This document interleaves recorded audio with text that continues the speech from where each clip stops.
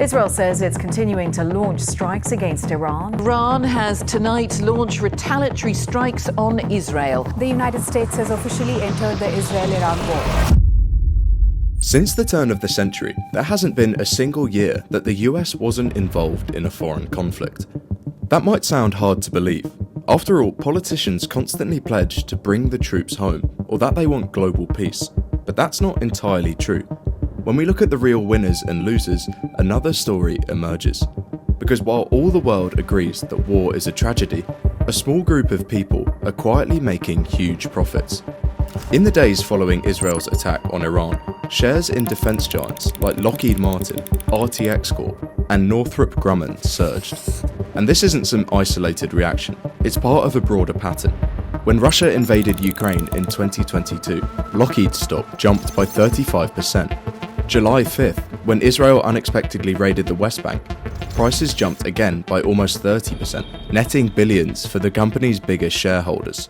In fact, 2024 was one of the most profitable years ever for US defense companies, increasing sales by 30%. But while their earnings soared, most Americans were dealing with the opposite. Inflation remained stubborn, interest rates high, and household budgets were under real pressure. At the same time, priorities were made clear. Military spending went up, but domestic programs were slashed by $63 billion. Clearly, war is making someone rich, just it isn't ordinary people, and certainly not those fighting in the military. It may seem obvious why companies get rich on conflict, but peel back the layers and a bigger picture emerges, a system designed to keep the money machine flowing. Here's why war is insanely profitable, just not for you.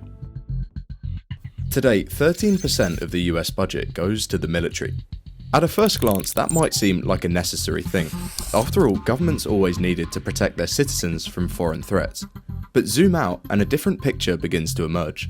Over time, a deeply interconnected system has developed, one that brings together defense contractors, policymakers, lobbyists, and the medias.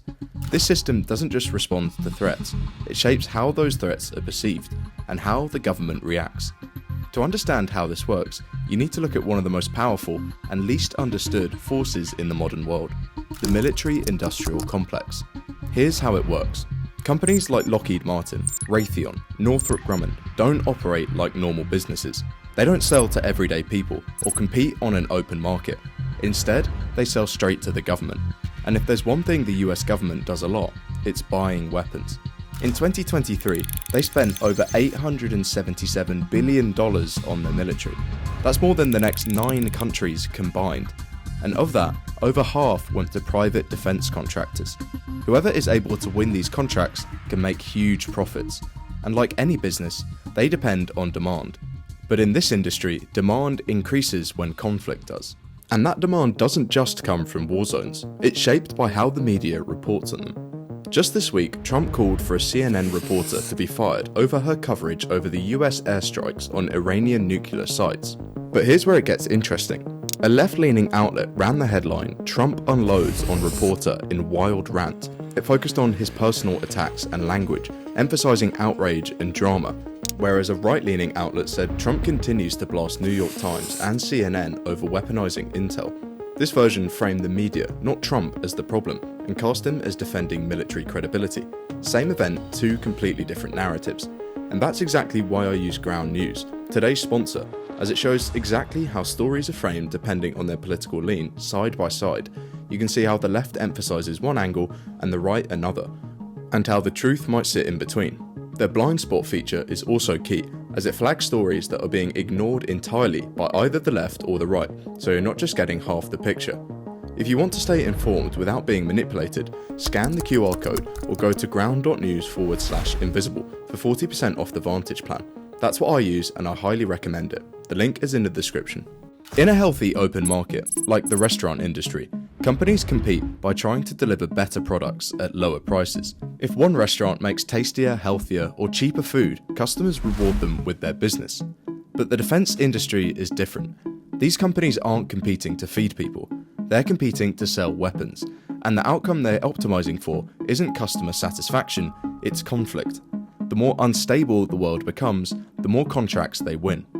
Lockheed Martin saw sales jump by 14% at the start of 2024, all thanks to demand for its missile systems in Israel. And that's not an exception. Following the Ukrainian war, the US government issued $80 billion in additional defense contracts, all going straight to the pockets of private corporations. These companies profit from war, instability, and fear. That in itself isn't that tough a pill to swallow.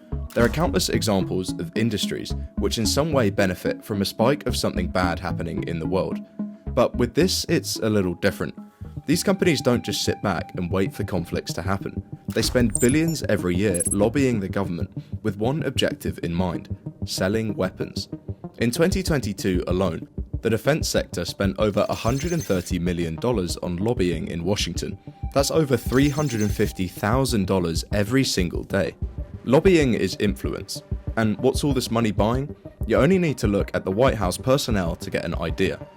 Mark Esper was a Secretary of Defense during Trump's first term in the White House. His job before that? Vice President of Government Relations at Raytheon, basically their top lobbyist in Washington. And this isn't an exception. Over 50% of senior Pentagon officials go on to work for defense contractors after leaving government. Their objective? Get the government spending big on private sector defense contracts. And it's not just direct lobbying that these companies engage in. They've become deeply embedded across the political system, from campaigns to think tanks to media outlets.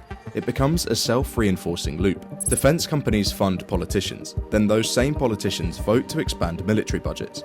The companies go on to win massive contracts and are then able to send even more money to politicians. And if a war actually breaks out, then that's the jackpot. Over the last few decades, this process has driven an explosion in military spending. Adjusted for inflation, the US was spending about $400 billion per year on its military at the start of the 2000s. Today, that number has nearly doubled to $700 billion. It's become such a regular feature of US budgets that most people barely notice it anymore. And when they do, it's often justified with familiar arguments that a strong military keeps the country safe, and defense contracts create jobs. Weapons manufacturing supports local economies. And to be fair, there is some truth in that. The defense industry employs over 2 million people, about 1% of the country's labour force. And in certain regions, defense contracts are a major source of economic activity, and politicians are quick to highlight those benefits when defending budget increases. But that doesn't change the underlying dynamic. When profit is tied to conflict, the incentives start to bend in dangerous directions. If stability leads to lower earnings and instability unlocks massive revenue, then the system is effectively rewarding chaos. Which brings us to the present day. This cycle isn't abstract or theoretical, it's playing out in real time. Right now, tensions between Israel and Iran are boiling over. Iran is launching drone strikes on Israeli positions, and Israel is striking back with targeted air raids. The US is intervening, deploying carrier groups and air defense systems to the region, under the banner of deterrence and regional security. And the result? Defense stocks are again surging. Raytheon, the maker of the interceptors used in Israel's Iron Dome, jumps 18% in just a couple of weeks. Palantir, a data analytics firm specializing in military technology, saw its trading volume triple overnight as investors piled in, anticipating fresh government contracts. And this just goes on. Every missile launched, every troop deployed, every overseas base maintained sends defense companies' profits higher. And it's not just the US. As global defense spending hits record highs, arms exporters from France, China, and Israel are also seeing massive gains as countries rush to rein in more in a volatile world. But beyond the headlines and the stock market surges, there's a quieter consequence of this system, one that affects almost everyone, yet rarely makes it into the conversation. War, and the military infrastructure built around it, is insanely expensive. About 1/6 of the US budget is now spent on the military, making it the biggest category of government spending. The average US citizen now spends over $2,800 every year just to pay for the military. And the consequence of this spending isn't just theoretical. Every dollar that goes to fund a weapons system is a dollar that could have been spent on lowering healthcare costs, fixing crumbling infrastructure, or supporting working families. It's part of why, despite living in the richest country on earth, many Americans struggle to afford basic necessities, from housing to education to prescription medication. The structure of military spending has created an economic loop where public money consistently flows to a handful of firms and shareholders. Ordinary taxpayers fund the contracts, defense companies collect the revenue, and more often than not, the wealthiest profit. The reality is that the system has quietly evolved to serve the interests of a small, well-connected group at the expense of everyone else. Most people see war as a last resort, something that happens when diplomacy fails. But when you look at the incentives behind the decisions, the picture changes. Over time, a network has formed. None of the actors need to push for conflict, but all benefit when tensions rise and budgets grow. What's framed as national security often operates as a reliable economic engine. So when wars keep happening, at the same time, companies keep winning. This isn't geopolitical, it's structural. And as long as those incentives stay in place, so will the cycle.